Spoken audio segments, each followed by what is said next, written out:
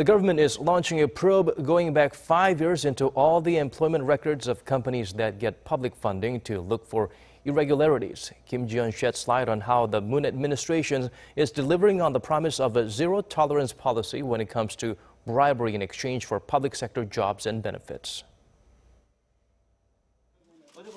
The Korean government has rolled up its sleeves to clamp down on public officials who have committed bribery in exchange for employment opportunities and benefits in state agencies or in the private sector.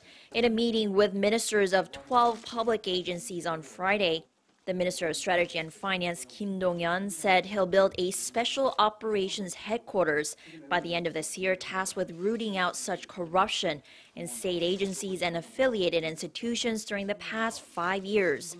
Kim says he'll impose severe disciplinary action on those involved, release the identity of those found guilty, and prohibit them from acquiring a state job for 5 years. For a thorough investigation, we'll keep personnel-related documents until the investigation is over. Those that are found to have destroyed or altered evidence would be considered implicated to such allegations. He also said those found guilty will be sacked regardless of their position or status, and that auditors and inspectors who have turned a blind eye will be held responsible for the same offense. The minister says it will make it mandatory for internal investigative units to inspect bribery suspicions within 2 months of hiring personnel and set up a center to report such schemes.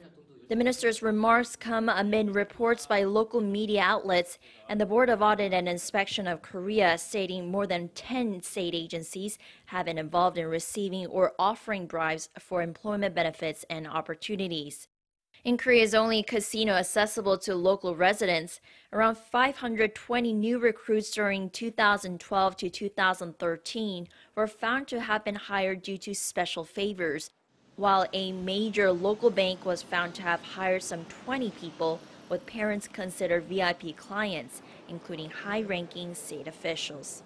Kim Ji-yeon, Arirang News.